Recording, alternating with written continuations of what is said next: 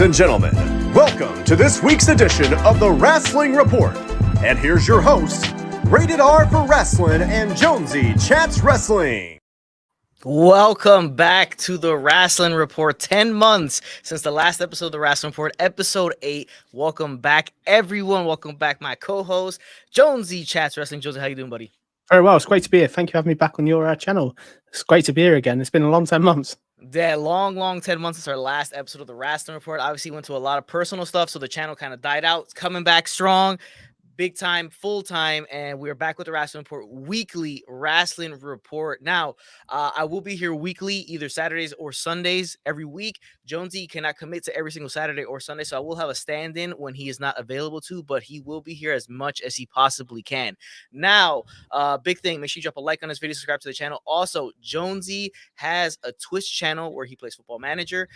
So if you want to, and you're into European football, for all my American guys, make sure you check out his Twitch channel. The link is in the description below. Give him a follow, give him a sub, give him your Prime sub. It is free. Make sure you support him on there and all that good stuff. But Jonesy, how's everything been? What do you think about, just really quickly, about current day wrestling? I think it's been an interesting few months. We're in a really interesting time in WWE at the moment. Everything's kind of going on. Vince McMahon is the scandal at the moment, isn't he? Everything with Vince McMahon.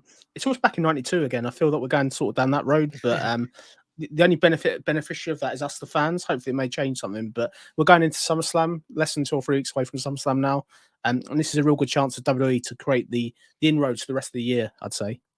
Yeah, it definitely is. When it comes to the Vince McMahon stuff, I feel like they're kind of fighting kind of hard, maybe, to kind of keep him in his position. I don't know where this is going to end up going. A lot of crazy allegations going out there about him and the stuff that he's been doing with female talent and female employees. We'll see what transpires and what more comes out of that. And if he eventually is forced out, I don't think he will. I think he just continue to play the backstage role, because I don't think the company right now can function without him doing that, unless Nick Khan wants him out completely and just wants to do a hostile takeover and just take over the entire company. What are you gonna do, right? He pushes out the entire family, gets the board members to do so. A lot of stuff there, corporate stuff. So there's a lot of that going on there. But we have news going for SmackDown, Raw, AEW shows, NXT stuff. So let's get into. We also have a new segment for the Rasslin Report that will continue on through the weeks. The retro topic of the week. That's a little bit later on, towards the middle of the show. We're gonna go about an hour here. So let us know your comments. Let us know your questions. Anything you want to throw out there. Anything, whatever you want to talk about, your opinions on what's going on the current topic we're covering, or whatever you guys want to talk about. So let's get into the first topic. And I'm not gonna lie, I'm a fan of Maximum Male Modeling. So we got a possible identity for Maxine Dupree, right? We have Max Dupree, who's obviously former LA Knight. So I like this group. I think they can do a lot with it.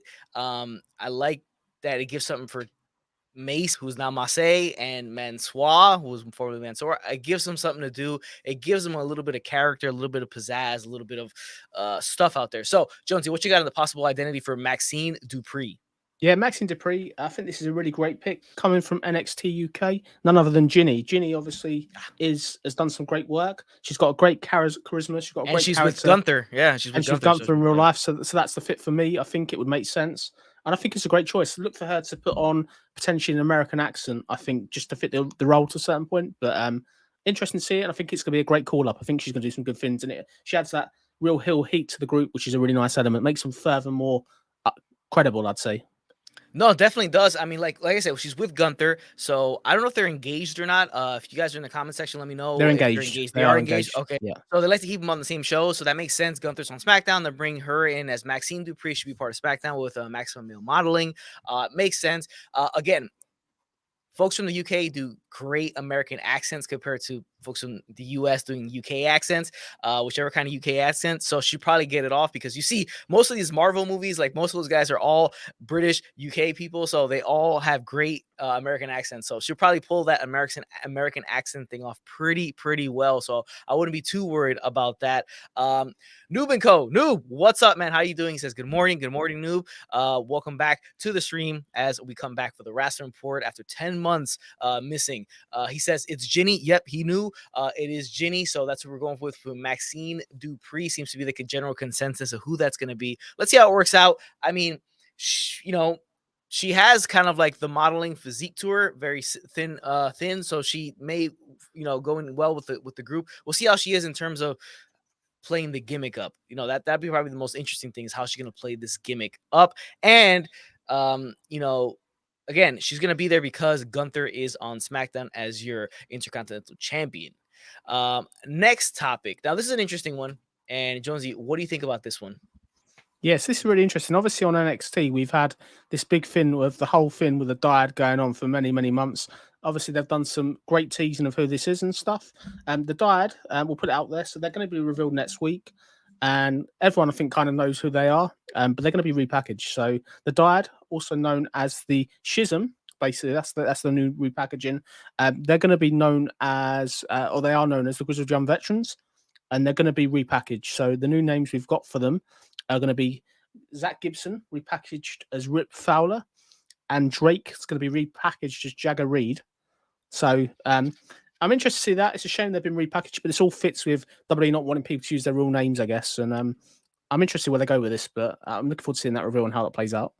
That's interesting. I mean, I always liked the Grizzly Young Veterans. They were always kind of the bridesmaids when it came to the Dusty Classic. They went to the final a few times and they lost both those couple times that they went. I'm not a fan of the new names. I think they sound kind of campy and corny, but that kind of goes along with the new version of NXT 2.0, just because how colorful and kind of bright it is compared to what NXT used to be, and how much I personally loved old NXT and what NXT was before it went to 2.0. I haven't been a huge fan of most of the 2.0 stuff. Some things are okay, but yeah, I'm not a huge fan of this. The Grizzly Young Veterans, I think, were a really, really solid tag team. That should have been a main roster tag team, but again, Vince does not like tag teams, so this is what we get because Vince hates tag teams. So what are we gonna get? My guy Brian, hello ladies, in the Val Venus voice, loves to hear it. What's up, Brian? Thanks for joining us. My cousin Eric with some ridiculous nonsense as per usual. So what's up, Eric? Thanks for joining. Back again, the Rasslin Report. This is, I think, episode 8. We last left off episode 7 10 months ago, so we're picking it back up. Me and my guy Jonesy. Make sure you check out Jonesy's Twitch channel. It's in the link in the description. The link is in the description below. Plays Football Manager, so make sure you check that out. If you are a European football fan, not an American football fan, don't get the two confused. Soccer. All right, Soccer. Yeah. Yeah. The next thing, Bayley's return date. Now, I was hearing rumors that she may go back to an NXT run when she does come back. Something about her tweeting something or social media about Mandy Rose. So, Jonesy, what do you got on us for Bayley's return date? Yeah, nothing's been set in stone, but I think the obvious thing for me, she's due back imminently. SummerSlam is the place really to bring her back. I can see her getting involved in the Bianca Belair match, and I think she'll take the natural fit then to be the heel for Bianca for probably Clash of Castle and the future events coming up. Really, I think that's kind of the route. I think Bayley has to come back as a heel. Really, I think there's that void now, particularly if you're going to be sort of moving Becky Lynch more to a babyface route as we go to the latter part of the year. I think it fits really. Bayley coming back as a babyface. There's not room for her really as a baby. There's not room for her as a babyface at the moment. That is true. Now, like I said, I heard a rumor that she may go back to NXT, very quickly for a Mandy Rose run. I'd actually enjoy that bit of nostalgia. Get her in there for a quick, let's say, 3-week program with Mandy Rose, finish off a match or something like that. If not, makes total sense for her to show up in SummerSlam, or at least right before or after SummerSlam, get involved there and then have a match at Clash of the Castle. But definitely she needs to be a heel. That's where her bread and butter is right now. Her main roster babyface run really wasn't working out, and the heel stuff really rejuvenated her. Now, it'll be interesting to see if she does bring up anything about Sasha Banks in a promo or something like that, because that wouldn't surprise me whatsoever if she did bring it up as kind of like a kind of innuendo when it comes to Sasha Banks in a promo. That'd be pretty interesting. We're good to see if she does that. I don't know if she'll be allowed, but you never know. It'll be controversial. But I think this Bayley comeback's been overdue. Given their credit, they've held off well for her coming back. I thought she'd have come back a lot sooner, but she has to come back at the top, really. I think if you're bringing her in and she's just in a feud with nobody, it'd be a real shame of her ability.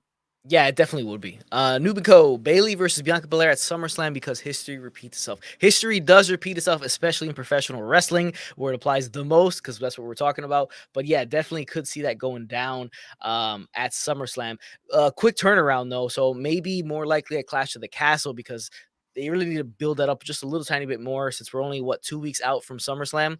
I don't think they have enough time to kind of set that up, but we'll see what goes down with that. Next topic: AEW signs former NXT superstar. What you got, Jonesy? Yes, AEW this week have signed none other than former released NXT superstar Parker Bordeaux. He was on AEW Dark. It's already been taped, so interesting signing. He looks exactly like Brock Lesnar. He's got his always head shaved off again, which is kind of a bit weird, but interesting signing. I hope it works out for him this time, because it was a real shame. I think he came in with such potential in NXT, and he got the lumber with the Harlan gimmick, and it never kind of went anywhere really. This could be a great move for AEW. It's someone a bit different, and he could eventually end up in sort of the House of Black if they play the cards right properly. That would actually be pretty cool. I mean, Parker Bordeaux had a lot of fanfare or kind of like hype behind him when he was being signed with the company. The whole mini Brock Lesnar's brother kind of memes, gifs he had out there. So it made a lot of sense. It seemed like a guy Vince would love, because he does look similar to Brock Lesnar. Big guy, good look. It just didn't work out for whatever reason. He got the Harlan gimmick, like you said, had the whole weird serial killer look. Hopefully NXT AEW can do something with him. I'm not super hopeful, but he needs to be part of a faction. And House of Black is probably the best faction for him. He fits in the most, seemingly, in that faction. I think you probably take Buddy Murphy's spot. Be honest with you, I think he fits in that group a little bit more than Buddy Murphy. Probably better look to have Malachi, flanked by two guys that are really, really large, rather than have one guy in Brody King and then a smaller guy in Buddy Murphy. So, I think it probably fit better in that. Yeah, you're correct about that one. Yeah, definitely. I'll be interested to see what he does. Like AEW Dark's not something I watch a lot of, but hopefully made a bit of an impact when he does debut, and hopefully it goes somewhere. Yep, big time. Nubico, Parker isn't the only person AEW found. How about former two dimes who has an AEW? So Two Dimes I'm guessing is a wrestler that must have been somewhere else. I didn't know he was on the taping, but thanks to the news, Noob and Co, I'm learning something, which is good. There you It's go. good to learn. Yeah, I mean, right now, I'm working on a video right now, to be honest with you, about AEW's roster and the development in the 3 years they've been around. It's pretty interesting. It's just a lot of guys. Like, I mean, they went on a run where it was just like all WWE guys. Like, a lot of their main guys are former NXT talent. I mean, pretty much Undisputed Era just was a carbon copy of kind of what they were doing there. They kind of just brought it all over to AEW. So I'm going to have a video coming out about that when I talk about, analyzing, deep diving into the roster of AEW in their first 3 years of existence as they go into their 4th year. Eric, Roman versus Brock main event for next year, rinse and repeat. What do you think about that, Jonesy? Next year, SummerSlam, we got the same thing, Roman versus Brock? Yeah, I hope not. Like, this is, let's be fair, like, this is all down to a shortage of contenders for Roman. We spoke about this probably 7 months ago. I think or whenever we last did a video, we spoke about this exact problem, and WWE still haven't fixed that. For me, Roman should never be getting a world title shot. He lost clean at WrestleMania. He lost in the other meeting. I don't really get what qualifies Roman to be number one contender, but that's just maybe a small gripe. Not Roman, sorry, Brock to be number one contender even. But yeah, I hope this is the end of it. Really, I would love to see this them do a stipulation where if Brock loses, he has to leave for a while, because I think he needs some time out. Really, I honestly think so too. I think if anything, because he's at the point where he has to be fighting for the title or fighting like an ultimate legend, because anything in between that, you just can't pull it off, and won't be kind of just Brock's at that level right now. He's at the level of a Rock or of a Taker, where he has to be fighting for the main title or facing somebody with massive notoriety. So who really out there is there for Brock to face other than whoever is the champion, which for the foreseeable future is going to be Roman Reigns? Yeah, I agree. I think the thing with it that I think I struggle with is the fact that they did this really cool thing where Brock came back at SummerSlam last year, which was fantastic. It was exciting. And we're now a year on, and we're doing exactly the same thing again. You know what I mean? It's sort of not much has moved in a year. They've had a whole year to build someone up. I know we are going to go originally with Randy Orton against Roman. That was the original plans, and then Randy got injured. But all they have to do is keep going to the well and getting Brock out. It's just hopefully they're going to change that. But I think regarding Roman, I reckon he's going to drop the belt soon. It probably may not be at SummerSlam to Brock, but I think his title run's coming to an end soon. Well, I think the monkey wrench that was kind of thrown into his title run was the fact that Cody Rhodes did get hurt. I think Cody Rhodes was the most logical Yeah. person to come in and beat him, if not at SummerSlam, Survivor Series, or win the Rumble or something like that, and then go on to WrestleMania and beat him. But as great as he is as champion, Roman Reigns, his entire title run has kind of been, the issue is that he's too good compared to everybody else, the way everybody else has been booked. The fact is, it's been in between pay-per-views. He's taken on guys who aren't believable to beat him. And then when it comes to the big major 4 pay-per-views, he's taken on somebody who isn't a full-timer or the repetition of Brock Lesnar. It's been He's the not issue even with this defending the belt. This is where the trouble. Yeah, Like, is the that whole problem with Brock Lesnar as world champion is he never defended the belt. Ever since Roman's won both belts at WrestleMania, the title has been so unimportant on TV. And you're back in the day, the world title was that important that Vince McMahon wouldn't let Bret Hart go to WWE in fear of the world title being on TV. Where's that level of care for the world title gone? That's kind of the way I feel about it, really, without going on a rant. No, true that you're totally right on that. Now, I'm okay with the title not being on every single weekly show, but it should be defended at almost every, or 99% of the pay-per-view should be defended. Yeah. But he doesn't, I don't think he has to be out there like every week on TV. But yeah, I do believe that every pay-per-view should be defended. And the fact that, you're not getting it defended on some of these pay-per-views doesn't really make a lot of sense. But it goes to show you how bad the roster is in terms of the booking. I don't, blame has to fall on the talent at some point, but you have really bad booking that doesn't build these guys up to even be not even in the realm of believability to beat Roman Reigns in a match. So that's what we're getting. That's what we're getting again. And we may get it next year. Like Eric said, Brock versus Roman again, whoever the champion may be, we don't know. But let's get to the next thing. Funny thing, you brought up Bret Hart because Bret Hart's son starts own promotion. Yeah, really, really cool story. So this broke this week. So Bret Hart's son, Dallas and Blade Hart, started their own promotion. They're along with somebody called Mo Adnan, and they've started a new wrestling company called Dungeon Wrestling. Apparently, their first show drew 1,000 fans. And the only people that had as headliners were Davey Boy Smith Jr. and Brian Pillman Jr.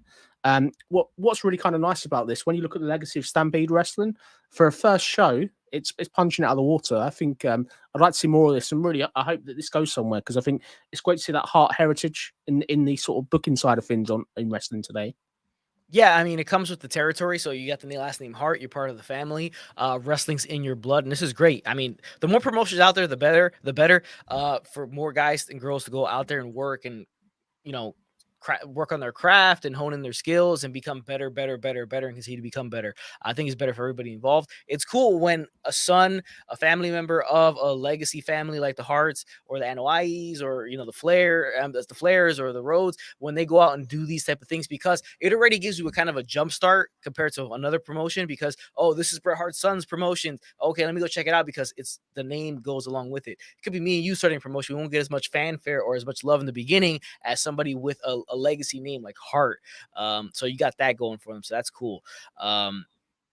Let's see. Eric says, if it worked out so well for WWE to bring Cody Rhodes, what should stop them from bringing over AEW superstars around WrestleMania season? If the contract timing works, I don't see why not. The contract's the big one. Like, Tony Khan's obviously going to make sure most of his wrestlers that are top tier are under a lock and key with a contract. We're all waiting for the bidding war of 2024. That's going to be the crucial thing, really, with MJF. He's the next one, I think, that may not do the jump, but I think hopefully we'll see some more wrestlers transitioning from AEW to WWE, because WWE really need that influx of new talent, I think, much more than AEW getting released WWE wrestlers that we've seen recently quite a lot. Yeah, and I feel like the AEW's roster, if you haven't noticed over my channel for the past year or so, I've always talked about the roster being extremely bloated in terms of how much people they have there with Forbidden Door stuff, but also guys actually signed to the company and there on a weekly basis. Well, let's see where the dominoes fall when it comes to the it's gonna be a big free agent run, like an NFL free agent run in 2024. We're gonna see these guys and where they end up, and if they end up showing us, shocking us, and showing up on Monday nights or Wednesday nights or Friday nights at 10 or Friday nights at 8, we'll see how this all goes down. But it's gonna be a lot of fun in the upcoming years, because we're gonna see this, where guys are gonna sign and who gets overpaid. It's kind of turning into kind of like real professional sports now, where you're going to see guys get overpaid or high, or maybe the pay raises are going to be a lot higher than they were before, because you have that competition of going to AEW or WWE. I think the interesting thing is where people such as Sasha Banks go. Does AEW have that financial pocket then to go to a? That's the thing. Does she go to Hollywood? That's sort of the thing there, really. Like, it depends how much the hatred was for Vince, if any. Really, I'd say. Well, I mean, that's her thing, right? Like, I think I remember, I'm pretty sure she said that she didn't see her wrestling much longer because she did want to transition into the acting thing, go in the footsteps of The Rock, of John Cena, of Dave Bautista. So you knew that was happening, and I think the price tag with her, I think just her alone as a wrestler, the price tag wouldn't be as enormous as it is with her being like in the shows of The Mandalorian, or her doing stuff for the college football national championship. She did the whole big intro portion to that game, which is in the States, that's huge. That is massive. It's one of the biggest games of the year, the national championship for NCAA football. She was part of that. So she has that going for her. And I think that's only brought her price tag up even higher. And I don't think AEW is willing to pay that much at this point for her services. So I think she's kind of going to be safe, maybe take a year off, maybe come back. We'll see what happens. But next topic is a new segment for the Rasslin Report going forward. And it's the retro topic of the week, how WCW could have survived. Jonesy, give me your thoughts on this. Yeah, so what we're talking about for a topic, we're going to throw it out to both of us and what we think. So the question we would ask everybody in the comments, and yourself, Anthony, as well, would have WCW survived if they had kept Stone Cold Steve Austin in 95 and also signed Shawn Michaels instead of Bret Hart back in 98? So if you think of the timeline, Stone Cold Steve Austin obviously got released in 95, and then obviously went to WWE, became a megastar. WCW aggressively pursued Bret Hart for most of 97. He then ended up switching, obviously at the end of 97. What we're saying is what would have happened if Shawn Michaels would be the one that swapped. And if they'd kept Steve Austin, A, would have WWE had the success they went on to? B, would have WWE survived long term? What do you think of that? Do you think they would have survived, or do you think the damage was done later due to really bad decisions and booking overall? Okay, I don't think it really would have. To be honest with you, I don't think there's no Stone Cold Steve Austin, is there? So Stone Cold Steve Austin doesn't exist. So he doesn't exist because WCW is not coming up with that, unless, I mean, because he kind of they don't come up with that. He technically came up with it a bit of himself, right? Yeah, Austin, right? So you got to give him credit. This is ECW run that helped to that.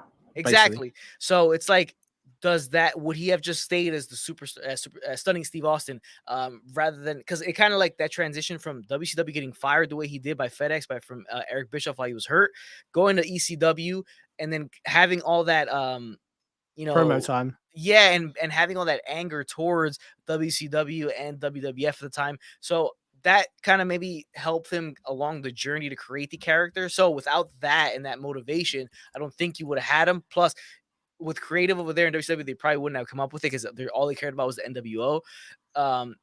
Shawn Michaels, he just would have been a member of the NWO. That's probably it. He just would have been a member of that and probably jobbed out to Hogan later on for the championship later down the road. So I don't think any of it would have really mattered because of just the management at WCW. And it's not a shot at Eric Bischoff because Eric Bischoff got him to where they got. It's the fact that it was run by a TV company and Turner had last say in all that stuff. So would you have been able to push the envelope like WWF did in the Attitude Era on Turner with the executives breathing down your neck? No, I don't think so. They did in 99 though. 99, 2000, they went a bit more risque, so to speak. I think it's because of it had to be a response because WWF was at that point winning the war at that point. Anthony, and throw this in the fire as well to add to the timeline even further.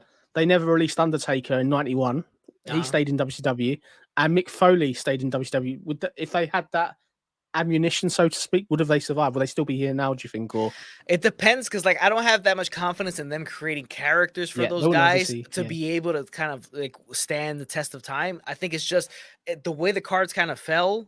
It's just like it all worked out in the end that they all got perfect characters for every person that it just ended up going. I don't think WCW could have just pulled that off. And I think it happened due to happenstance. I don't think it was like, it's they probably all just kind of stumbled upon this type of stuff and it's just all timing and it all worked out the way it did. I just don't think you could kind of catch lightning in a bottle twice by saying that WCW could have kept all those guys and even done anything with them. Because I still think with the influx of Hogan in 93, I think it was still just going to be all about him and those old WWF guys going into the NWO.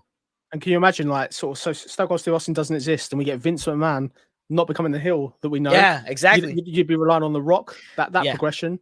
Obviously, Triple H, he's a WCW wrestler that got released. It's just really, when you think about that timeline, that's a really interesting sort of conversation that I throw out there. I think what killed WCW ultimately was really bad storylines. And just WWE got so hot. Like they had the most hottest period of wrestling ever, where they had like 6 or 7 Roman Reigns, as we spoke about many times on this channel.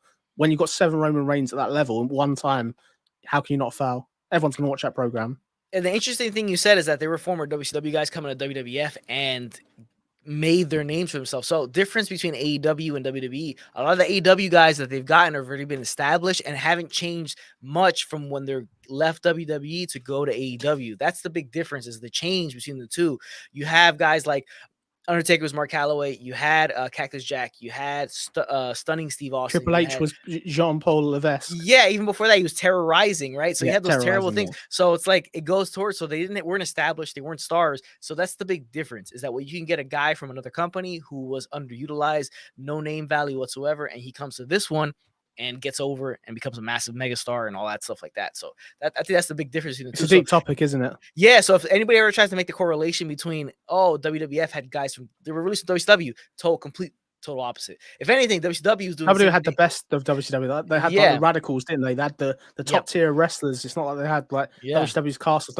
While WWE was signing the radicals, WWE were getting such people as Ahmed Johnson and people like that. Exactly. Yeah, sort of not even the same stratosphere of level, if that makes sense. Yeah, exactly. Let's see. New code no, because Shawn Michaels would have been jobbed out to the NWO. What you said? That's what you said. I think he would have been part of the NWO because he knows everybody there. But eventually, he would have lost to Hogan. I think that's just it. Or Savage, but most likely Hogan. He just would have lost to Hogan. I think so. I think it'd be interesting. I think the film with Shawn Michaels, that locker room had so many egos already, and putting Shawn Michaels into it, it would be very volatile. Especially Shawn Michaels of that era, right? So when he was all on, he was out of control. A lot of demons and stuff like that. So you had all that, so it's just like that would have been a powder keg right there, like it's just ready to blow. I mean, with all those guys, and then free reign from everybody, nobody really like reining them in. They all could do whatever they want. Inmates running the asylum kind of setup. Whereas the buck stopped at Vince and WWF. Here it was like you got to do what you want. You got guaranteed money. Yeah, definitely. Put it out there for anybody that watches the video on delay. Let us know in the comments below what you would do if you think this would have made a difference for them, particularly transitional things not happening. Yeah, like have everything worked out the way it did, would WWF, would WCW still be around, and would WWF have fallen out? I think, to be fair, like no amount of wrestlers changing would have kept WCW alive. Like the thing that did WCW in, as everyone knows, is probably Jamie Kellner when he cancelled the TNT wrestling deal for WCW. That was kind of the end. When they lost the TV time, they just couldn't get back on their feet, really. And that's when they that's where it sold for such little money.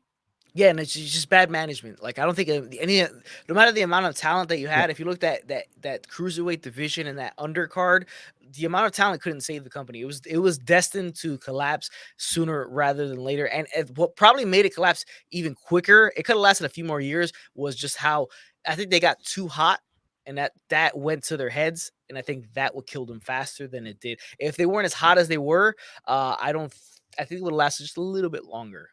Oh, maybe. I think the thing with it is when you're throwing dice and hoping something sticks, or throwing something against the wall and hoping it sticks, and nothing works. Towards the end of WCW, it's pretty tumultuous. Like, it's not good viewing. So anyone that wants to see wrestle crap, we think we've got it bad these days, go and watch the end of WCW. You'll find some really bad wrestling. You'll find some real bad stuff. All right, next topic. That's the retro topic of the week. Again, we're gonna have that every single week, and we'll cover different retro stuff, and we'll see how it goes. New topic, new segment for the new and improved Rasslin report. After 10 months, of a missing time, we're back, and we got new stuff for you guys. So the next topic: SummerSlam matches move to Clash at Castle. What you got for us, Jonesy? Okay, so we've got a couple matches at SummerSlam that we think were happening. I've heard that apparently they're not going to be happening, supposedly. I don't know how true this is, but I'll go through them. So everyone's got a rough idea that Edge and Finn Balor is due to happen, ultimately due to sort of how Edge got taken out by Judgment Day with Finn Balor joining. Well, but you're saying that Edge is the mystery guy. Edge is the mystery guy. Yeah. I want it to be Wyndham, but I don't. No offense, I don't trust WWE to do it. The hints in the video are Edge. They want Edge to be a bit more dark, mysterious a little bit. So it is Edge in the Vignette. I don't know how it's going to work. He looks like a heel Vignette to me, so I don't really know how that's going to work. But Edge and Finn Balor was going to be at SummerSlam. They're moving that to Clash of Castle. The reason why they're doing that ultimately is to give the Vignette much more time to air. Balor is a European guy. He's from Ireland. And I think they think he's going to get a better reaction in front of almost like a home crowd, so to speak. So that's why they're doing that. It'll be a great match, though. It'll be a really good match. So that's that's one match. That's one. All right, what else you got for us? We've got another one. So the SmackDown Women's Title match. At the moment, we think it's been announced Liv Morgan, Ronda Rousey. That's actually going to be moving to a triple threat. I'd expect Natalya to be added to that match. And the reason they're doing this is so that they can get another match out at Clash of Castle where it'll be Liv and Ronda Rousey. I expect Ronda Rousey to be on her way to a heel turn by this point. I think that's the route they're going down as we look to get Ronda Rousey sort of on the heel side of the roster, so to speak, as we go towards next year, really. And a much welcomed heel turn because I think she could probably benefit. She can't a lot do it. She doesn't like a babyface. She struggles with a babyface. Yeah, I think her promos as a babyface are very. She uses odd language when she has a babyface promo. It doesn't come off natural. It feels like she's reading it word for word verbatim. Just the amount of language she uses, it just doesn't seem like it really works that well. She needs to go to a heel where she has the kind of demeanor she had in the UFC. Very no nonsense, stone face, like stuff like that. Real quickly before we get to any more matches for SummerSlam, Eric said it was bossy Kevin Nash's fault. He did have the pencil at one point. He was booking. Yeah, so yeah, it makes sense. It was. I put a lot of blame on him as well. I mean, there's so many. It was just too many cooks in the kitchen, and they were letting the talent kind of run the whole thing. It's the creative control element. The problem is if you've got creative control, they can demand not to lose, and yeah, it just was tough. Really, it's just a shame, really, because that's the only time really I've seen WWE really having to try and put their A game out there. Yeah. But at the moment, they're throwing it in most weeks. So even the AEW's there, they just don't care. Well, you could say the creative control, which was obviously given to Hogan when he signed WWE, was kind of the poison pill. And it was a prolonged kind of death that they had going from that point on. It was, but I think the Hulk Hogan Sting feud it's still one of the greatest feuds of all time. I think that was that they only had that one big feud, whereas WWE obviously had Rock and Austin, Triple H Rock. We can go on Austin Rock. We can go on all day with the amount of good feuds that were coming out of WWE at that time. Great feud, but terrible ending with a Starrcade match, right? Yeah, it was awful. And then they had to like kind of it was just they botched it there. So like a typical WCW, that's just what it is. Eric said it would be legit if WWE used NXT UK wrestlers for cash at the Castle, but I don't trust WWE to use them.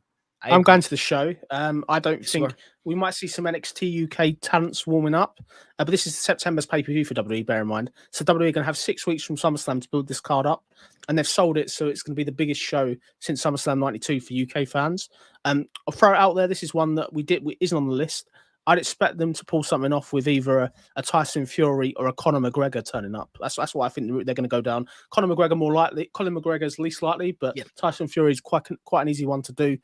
And he's always talking about WWE, and I think it's one that will get the crowd up, so to speak. I don't know how that fits with regular WWE television, but it could be something that happens. And I believe he's retired from boxing after his last fight, right? So yeah, he does have the free time, and he's been there before. Had the match against Braun Strowman at the Saudi show. My premonition for this show is obviously it's going to more than likely be Drew versus Roman. We believe. I could see Drew finally being the one that beats Roman, and then you're going to get Austin Theory cash in. I think they'll do that. Imagine the heat that Austin Theory is going to get. I can't see Austin Theory cashing in on Brock and Roman, like just based on their previous interactions. He's not really credible, if that makes sense. Him cashing on Drew's a bit more not of his level, so to speak. Makes sense. Yeah, no, I totally agree with you on that. It's too. I mean, we've seen it a bunch of times, but it's too big of a match and too big of stars for him to kind of. He's kind of thwarted by the name value in that match. Yeah. If he cashes in at SummerSlam on Roman or Brock, it's going to be exactly the same time as when Miz cashed in on Bobby. Do you remember that last year? Yes. It'll be that exact same feel because Austin Theory isn't the level of Roman Reigns or Brock Lesnar, unfortunately. So him cashing on Drew, it's a bit more. It can go somewhere. He can have heel heat, but the minute he gets a singles match against Roman Reigns, he's losing that title again. Which there we go. Hope they won't put themselves in that corner. No, I totally agree with you. That's a perfect comparison. It's when he cashed in on Bobby Lashley, The Miz, and then he lost it so quickly after. That's the same kind of feeling we'd get. You hit it right on the head right there. That's the same kind of feeling we get if Theory was the one to cash in at SummerSlam. And now they have been doing the house shows, have been Roman versus Drew in lead up to Clash of Castle. It seems like that's like the most likely match we're gonna get. But yeah, I think if Drew loses, the atmosphere will just literally turn on that show. Yeah. Which it's harder. Like that would be a person for Roman to finally lose his streak against, I think. But have they booked themselves? Do they book themselves into a corner by doing that? Oh, probably potentially, but they need to get both these belts off Roman. They can't have Roman with 2 belts, and so do they have one belt on the line or both? Or is it still going to be or do you think they're going to go? Okay, this one's just for the Raw title, or is it just? I don't think they're smart enough. I think it'll be both. And another thing, Anthony, Roman is not going to be Extreme Rules or the other pay-per-view as well. There's enough pay-per-view. He's missing 2 pay-per-views after SummerSlam, basically. There you go. I mean, you can't have the. I mean, you could have the. Not that you Actually, can. he's missing Survivor Series and Extreme Rules. Those two he's missing, I believe. That's Extreme Rules, bad news. definitely. That's bad news right there. Now, not that you should, but somehow WWE has been able to keep the Intercontinental Championship off pay-per-views for such a long time. Oh yeah, the yeah. Thunderdome era. But you cannot go 1 to 2 pay-per-views without the World Heavyweight title being on your show. That's just a kiss of death, I think. Yeah, I agree with you. I think the thing with it is I'd love the WWE World title to be the level of AEW. And look at AEW, when everyone's fully fit, you've got Kenny Omega, you've got CM Punk, you've got Bryan Danielson, you've got so many wrestlers there that can win the belt at any time. MJF, whereas WWE, we've got Roman, and that's it. Which and that's it. it's just a shame. I mean, it's Nothing amazing. has been passed on from Roman winning the world title to any other wrestler. You have your 1 in Roman, and you think you have like a 1A and a 1B, but you don't. You have like a C is their next person. Like it's like level C, and then Roman's still at level A by himself. So it's nuts. Be honest with you. But Eric says Tyler Bate would be a great fit if he was there, but they probably have to change his name. They'll change his name first. Andy, I'm going to do you a bit of trivia then. Who do you think has lost the most matches in WWE this year near the top of the card? I was shocked when I heard this person today. At the top of I Somebody you think that's credible that was going to be challenging for world titles eventually? I feel like Seth Rollins. No, I think he's lost. He's lost 50 matches this year. Unbelievable. 50. I understand he's the bad guy, but that's 50 matches on Raw and pay per view. That's horrible. That's how you meant to book somebody. Yeah, to be credible to Roman. That's nuts. I mean, he lost all 3 to Cody, or he lost all 3 to Cody, mate. He even lost the one where Cody had no arm, basically for the whole match, which is there we go. Which is the one he definitely should have lost. That was a great match. He should have won the middle match, so lose at WrestleMania, because it's the point of the 3 matches is a rubber match, right? So I agree. Doesn't make a ton of sense, but WWE for you. We'll get WWE something interesting about WWE a little bit later. But this one thing, I brought this one up. I put this topic in here because my guy Mex from WrestleManiac UK, make sure you follow his Instagram because he has a really good Instagram. Follow his YouTube channel. He came up with this interesting topic.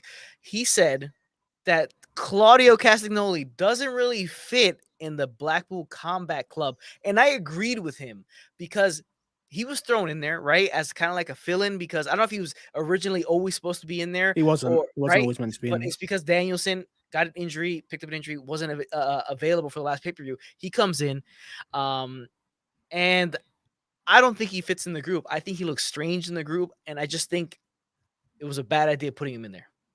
Yeah, I agree. I think that's a great point. For me, it doesn't really fit. He's just in there because he's an ex-WWE guy. They're playing back on this whole William Regal, Castagnoli thing, which is fine. But he doesn't really fit for me. I think he would have been far better on his own, on a singles push. And he doesn't bring the group down, but he doesn't fit with the whole hard-hittingness of Jon Moxley and the others, really. Well, I think it's not to mention, I just can't stand the name Claudio Castagnoli. I like Cesaro's such a better name, but it's just, he doesn't fit in because these guys look more rugged, whereas he looks more like sophisticated in his appearance. These guys look, especially Moxley, looks very grungy. You got Danielson with the long hair. Looks, they look like animals, don't they? Yeah, exactly. Wheeler Yuta looks like, he looks like a little like a snarly dude. Like he looks kind of like a little rough and tumble, but he just doesn't fit. I don't think he does, and especially his size too. He's a lot bigger looks a lot bigger than the rest of the guys. I don't think it's a good idea. But this other one thing I want to bring up to you is, I brought this up in my review in what do you call it in a previous video. The fact that he's going after the ROH title for his honor, I think makes him seem less important on AEW. Now, I think if you bring in the ROH titles, obviously you bought the company. I just think if you have individuals on your main roster of AEW going for those titles, it makes them feel less important on AEW. I agree. I think Ring of Honor is a secondary feeder. You know what I mean? It's a feeder promotion. So I'd agree with that statement. Put it like this: the minute Kenny Omega, MJF, and the others come back, he's not going to get looking for the world title. So it's probably sensible. He could have been a good holdover until that point, but they obviously must believe people are due back soon. Otherwise, they'd bring him in at the top instead of this stable, where he's just another person, really. He really is just another person there. This is interesting. Okay, so a two-parter here. We have Noob and Co saying, I say that Claudio's a good fit for Blackpool Combat Club, but Wheeler Yuta is pretty much out of place. Now, do you think that Noob because of name value, or was there another reason for that? I just think because if you look at the 3 of them standing together without Claudio, I think it looks better optically than with Claudio and no Wheeler, I think, honestly. Now, Eric will go on to say, does he look stranger than Yuta? LOL. Now, I'm not a big Wheeler Yuta fan. I'll be honest with you about that. I'm just not a huge fan of him. But I think he does fit better than Claudio in that group. I think Claudio's obviously a star coming from WWE. He's got that lift. I think the trouble, it's very hard in stables to be not to be overshadowed by the other two members. Yep. And I think for me, he's an okay fit. They must really think that Bryan Danielson's not going to be back for a while. Otherwise, I don't think they would have done this move. Tony Khan panicked. They realised that they got injuries galore. It kind of makes sense. But for me, he did it to pop a crowd. I don't know what longevity they're going to have. I could see Claudio outgrowing the Blackpool Combat Club or falling out with them at some point, really, and going on his own way. I honestly think it's that the injury to CM Punk really threw them for a loop, and they're having a tough time recovering from it. They don't really know where they're going to head. Losing with Omega and CM Punk together is it's brutal. I think really. Now the issue is that I'm not a fan of an interim champion in wrestling. Because does anybody honestly believe that Moxley is going to beat, or if Moxley's still the champion, beat CM Punk when CM Punk comes back to United titles? In boxing or UFC, it makes a ton of sense because anybody can win the match. But when it comes to wrestling, it's predetermined. Does anybody actually think that Moxley is going to defeat CM Punk after CM Punk just beat Hangman, kept the title for a week or so, and lost it? That's my problem with that. So I think that injury really threw them for a loop. That's why they bring in Claudio, put him in Blackpool Combat Club rather than doing something else with him or anything like that. I just think they've been thrown for a loop. The team looks weird now because you have your interim champion as John Moxley's part of the group. You have Wheeler Yuta as an ROH champion, and then you have your other guy going for the ROH world title. It's just, I think they're really scrambling in terms of creative what they're going to do because they lost CM Punk. I agree. I think they're just literally panicking to try and get something out there, but yeah. At least they're trying. At least it's something. It's better than a contenders match week on week. I'm sorry. Oh, sure, yeah. I mean, yeah, you can complain only so much, but when you see stuff that's even worse, I mean, you gotta call it a spade. To be fair. Yeah, exactly. 100%. Yeah. Now, interesting. Next topic. It's a big one. It's big. It's huge. It is WWE TV 14 announcement. It's been announced that WWE starting July 18th will go to TV 14, something a lot of fans have been hoping for a very long time because we've been in the PG era for God knows how long, 15 years, I would say, something like that, maybe a little longer. If I had it's been a while. Quite a while. So the word is, it seems they have walked it back a little bit, as you were saying, Jonesy, before we got on the air, that they walked it back. But Pat McAfee did bring it up in his promo on SmackDown. So if it's true, it seems like it is true, because even Cody kind of did a winking emoji tweet when it was the news was leaked out. Does this make a difference, Jonesy, if they do in fact July 18th go TV 14? I think the thing with it, let's look at it like this. So obviously the tweet came out. Andrew Zevon reported it. There was loads of memos got sent out, crosswire, then got retracted. In terms of making a difference, to me, it means they're going to be able to swear. That's kind of something really. As an adult, I don't mind people swearing. What it comes down to, forget the age group, it's good storylines and good creative, really. You watch any TV show, whether that be The Simpsons, Game of Thrones, Walking Dead, we can go on and on. They've got a start, middle, and an end of the season. WWE haven't got anything set up, which if you are going to have TV 14, at least you can do them more gritty storylines. People such as an MJF, when they come in, can be unleashed. Roman Reigns as a heel can be far more devious, which is good to see.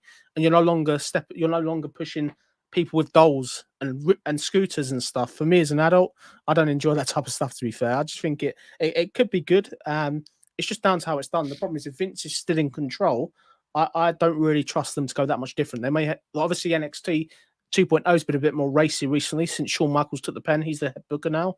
And I think how far are they going to push it? Apparently, I heard that USA Network are the ones that want to go to TV 14. WWE are not that keen. It makes sense. I understand why they would want to. They're struggling as a network, basically. Yeah, as a network. So they need more compelling programming. I don't think it's going to make that much of a difference because bad creative is bad creative. There's no way around it. But what we will get is a little bit more pushing of the envelope. How far are you going to go? Now, I like to say that what you will not see anymore is a Dean Ambrose spraying ketchup and mustard on a Seth Rollins type of thing. Yeah. You won't see storylines like that anymore, hopefully. You'll see something, you'll get more blood, you'll get more... I don't think they'll do blood. I think really? I think they're going to be a lot more safe. I think they want safe wrestling due to injuries, but what it'll be cursing more than anything. Like everything I've heard, it'll be more cursing. Blood, I don't think they're going to do, maybe for a special occasion, if that makes sense. And what you're probably going to get is more naked women, maybe potentially that might be something that you may get, not naked women, but women wearing less, and back to like that. What it comes down to though is we really need to see a product week on week that makes us exciting for the pay-per-views, even if it's going back to that whole sort of setting up a pay-per-view and having a cliffhanger and stuff like that. as an older person, I'm obviously I was spoiled. I was alive in the Attitude Era. I was at that age to enjoy it. Like I think now, is it going to work in 2022? Probably not, but we can hope. I think it's something they've got to do. Really, I think this whole PG thing, it's not really working for me. And my only concern with this going to TV 14, if Raw is TV 14 and SmackDown is PG, how the hell is that going to sort of interlink on a pay-per-view, if that makes sense? I don't know how that's going to work. You're either TV 14 or you're PG. I didn't think about that because they are on 2 separate networks. So that's the news is that USA Monday Night Raw going to TV 14. No news on Fox with SmackDown, correct? That's the thing. Yeah, that's the thing. Like if you're having it sort of, I don't know, if you're having Raw as the last 2 hours as TV 14, maybe. I don't know what you do then, unless Raw and SmackDown will be totally different shows and there's no real correlation or connection between them both, if that makes sense. Well, I mean, if that's the case, then it seems like Raw would be the better show. And I guess they're trying to make Raw the better show after SmackDown's been the better show for multiple years now. Maybe that's the goal right there, I guess. It doesn't really make, I don't know. It's not a good recipe if they're going to do it that way. To be honest with you, they both have to be TV 14. Both have to be equal in terms of that because it's just going to be weird. What are you looking for? Like, what are you looking for from a Raw and a SmackDown? Do you want it to be like the old school back in the day when we had Raw and then SmackDown launch, where it carries on week on week? You watch one episode, and then SmackDown is a follow-on, and it's the same storyline right up until the pay-per-view. The pay-per-view is the big explosion where you're getting the end of a feud, you're getting heel turns, you're getting everything, and then on Raw is starting the following night with a follow-on. You're literally going on. This is the next month. This is what we're doing this month. Well, I think that's probably the best way to go about it in terms of the main event picture. You kind of keep it going like that. And the smaller storylines, you can kind of keep on show because you do have a large roster. You have to separate it a bit because not everybody's going to get a ton of TV time. I think your main feuds, big money feuds have to go from show to show and week to week and kind of pass through Monday to Friday. That's probably the best, most logical way to do it because you keep people on edge. It wouldn't work that well if you have 2 of the same wrestling shows from the same company being completely different from each other because you lose interest in either one. I think if you have people hanging on Monday, get something on Friday, a taste, and then finish it up on the following Monday or keep going with it, I think probably the best way to go through it. It's like a nice straight line. It goes through it. It's linear rather than it being so stop and go and kind of, I think the more you try to make them different, I think the worse it is. Well, I'm sort of thinking stuff, for example, say when Randy Orton comes back, you've got Riddle going after Roman Reigns' title, for example. Riddle's on a big run. He's beating everybody. You think he's going to get the belt. You get to the pay-per-view. You then get a masked person attacking sort of Riddle, costing him. Mm-hmm. And then Riddle's working out for a month who it is. It's like the back in the day where you've got when Stone Austin was run down by Rikishi. You're creating this cliffhanger for the whole of the summer, the whole year. You then pay that off with a reveal, and it's Randy Orton doing an RKO or something onto a chair. It's something brutal. It's not just an RKO in the ring with no purpose. There's no selling after. He gets straight back up. You know what I mean? They've got to start doing things like that for me personally as an older But that's the problem is that they have so many pay-per-views and so much stuff in between that they feel like they just need to jump on everything quick and have real quick booking and just kind of go through everything fast. And it's just that's what I'm saying. I don't think TV 14 is going to make that much of a difference. Bad creative is bad creative regardless. And if you don't have long-term storytelling, I think whatever rating your show is going to have, I don't think it's going to make that much of a difference. I agree. I think you made a good point. The last thing I'd say about it sort of is obviously we've got this Edge vignette that's airing week on week. That's kind of dark. Look for them to, if they do go to TV 14, a lot of these vignettes may be a lot more darker, which I think will be more interesting to see. Be a bit more like a horror movie type thing rather than generic ones. Yeah, I'm all for great production value and stuff like that, and more darker storylines, more adult storylines. Because again, we've gotten too many years of guys like I said, Dean Ambrose spraying ketchup and mustard on a Seth Rollins type of thing, and people actually care about that kind of stuff. You want them sort of when you got titles. I know a world title's a prop, but you want it to have some sort of heat behind it. You want to generally believe these people dislike each other, and there's got to be a reason. Let's bring in families and personal stuff into it, really, if necessary. Yeah, I mean, TV 14, let's get more adult. Let's get a little bit more serious when it comes to WWE television. My guy, Steve SCW. Hello, gents. Great to see the Rasslin Report is back. Yes, it is, Steve. It's back after 10-month absence. We are back, the Rasslin Report. Thanks for joining us, buddy. Eric says, TV 14, we need more girls dressed like Nikita Lyons. And Brian follows it up. Facts. Yes, very lovely lady is Nikita Lyons on NXT. She'll probably make a main roster debut I think relatively soon. I think she was backstage at SmackDown this week or something like that. Oh, maybe imminently. Yeah. All right, last topic of today's show.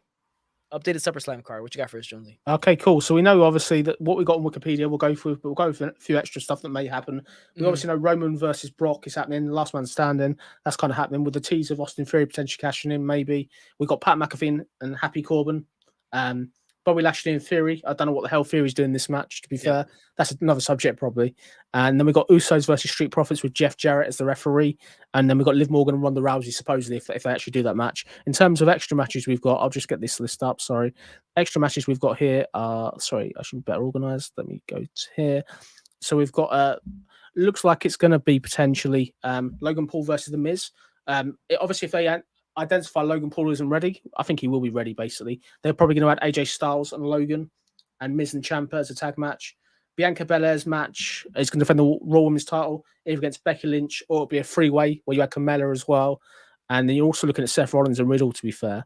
Gunther and Nakamura is a possibility based on television as well. And we're going to get Drew and Sheamus. They're kind of what they're looking at. And we do expect potentially a Rey Mysterio versus Dom Mysterio match to happen because of Dominic's turning heel. It's happening soon. I think it's tomorrow night, actually. I think he's turning heel tomorrow night.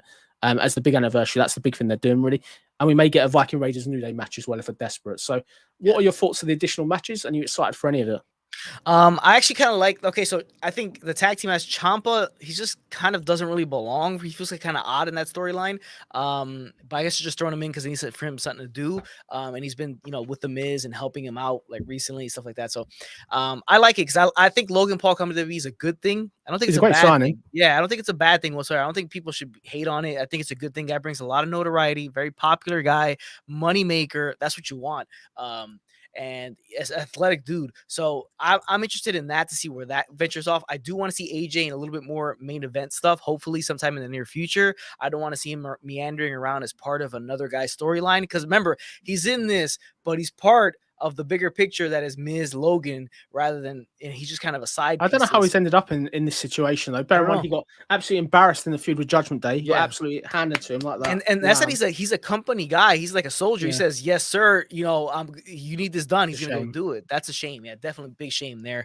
Carmella being again in a title match, I'm not a huge fan of unless she wins it because she's been in so many title matches that she's lost consecutively. She won't win it. I don't think she'll win it. I think they should just shock the world and have her win because I think it might be the best thing. Be honest, because you keep putting her in there, she keeps losing. She's there to take the pinfall. She's there to take the pinfall. It's a damn shame to be honest with you because I think her and Corey and her being his champ, I think that might play well on television. I think it could be a little fun.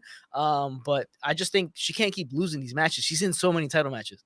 She's in a lot of title matches, but she's just the third wheel, so to speak, unfortunately. Becky and Bianca, even if that's a singles match, will be really, really good. It's a repeat of WrestleMania, but it's going to be a great match. I'm really looking forward to seeing that.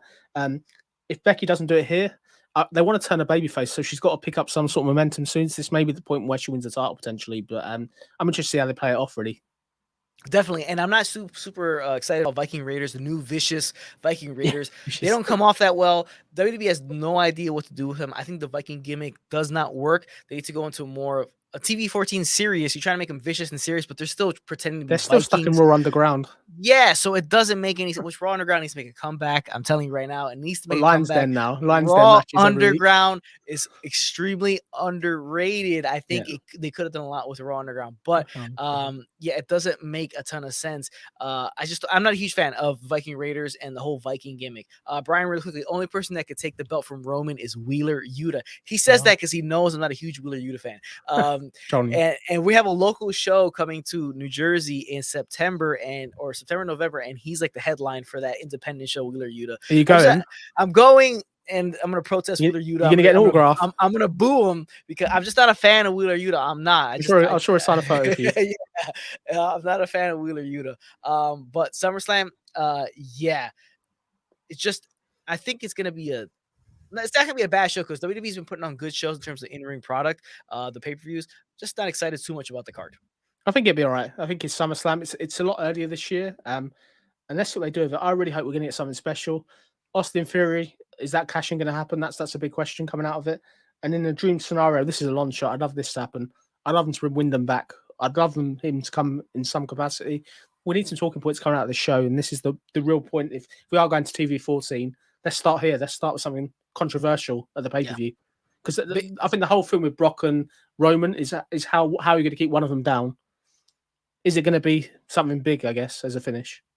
It has to be something huge. I mean, because you can't keep doing this. I don't know. Brock's runaround. dropped for Roman so many times. He's been down so many times, but we ignore that for now. Exactly. So it's like what you have to do something big, and I'm most excited about, honestly, because I'm a huge like set guy, is the aesthetics of this, because it's going to take place in football stadium, Nissan Stadium, home of the Tennessee Titans. It's Nashville, Tennessee. They're obviously using the whole Nashville country music. They haven't sold kind half of it, have they? I understand that they're going to have some of the seats facing those fans. I believe. Yeah. I think so. Yeah, I think they're going to be doing that because they had a tough time selling Money in the Bank. Even though SummerSlam's a bigger show, and they did Allegiant last year, and it worked out. It did, it was pretty full. I'm just not sure if I don't know. Nashville's a hot destination in the U.S. People love going to Nashville. Tennessee's a great city. But I don't know. I'm more excited for the aesthetic, the set, the design of everything. So I'm really into that when it comes to WWE programming, how they do the set, probably a big guitar there. That's what I'm most interested about for SummerSlam this year is the big set. How we get them big sets? I used to love back in the day. We used to have the fantastic sets. Like we did a retro review of Backlash, and they had that massive set with the spinning fins. Well, that's great because I always enjoyed, because every pay-per-view felt different, and it was like, oh, what's the gimmick for this pay-per-view? Oh, okay, I can't wait to see the set. You remember the King of the Ring where they had the big chair that had the chopped head off thing, thing like that? Yeah, stuff like that, man. That stuff is awesome. When they used to put all the ladders for the pay-per-view that like had a ladder match. They should do it. It makes real sort of difference from event to event rather than because it's the same set. It's the same set for like Raw, SmackDown, and the pay-per-views, and so it's like one of the big 4 something different. It's just I'm a big set guy. That's a pet peeve of mine. Can't wait. All right, quickly let's wrap this up. Eric said, in what dimension is that supposed to happen, Brian? To Wheeler Yuta being Roman Reigns. Eric says, we're going right. And yep, we are going to that show to see Yuta. Yes, we are going to see Enjoy, guys. This dimension. He can't wait to go. That is true. I can't wait to go with you guys to go see that show, Wheeler Yuta. I hope somebody else is on that show too. But yeah, those are our topics. Our 10 topics for today. For episode 8, the return, the great long-awaited return. I know you guys have been dying to see us come back for the Rasslin report. We'll be back next week. Jonesy, are you going to be able to come back next week, or? Yeah, should be fine. Yeah, should be fine. Okay. Sunday, I'm always available. Sundays more. Saturdays, I'm not available. Okay. Sunday should be fine. We're gonna play it by ear. Hopefully, try to do it consistently. It will be either Saturday or Sunday every week. It may be Jonesy, maybe somebody else with me, but most of the time it's gonna be Jonesy with me, because that's Jonesy Chats Wrestling, rated R for Rasslin, the Rasslin Report. That's what it is. May have a stand-in every once in a while, but make sure you check the socials. Follow us on Twitter. Make sure you follow. Give them your Amazon Prime sub to Jonesy on Twitch. Do it. If you like soccer and wrestling, you'll be in your element on my channel. That's for sure. There you go. It's in the description section below. The link to the channel. Give him a sub. Give him a follow. Jonesy, appreciate you for joining me once again. For the great return of the Rasslin Report on the Radar for Rasslin channel. Make sure you like, subscribe, all that good stuff. We'll catch you guys next week. Take care, guys.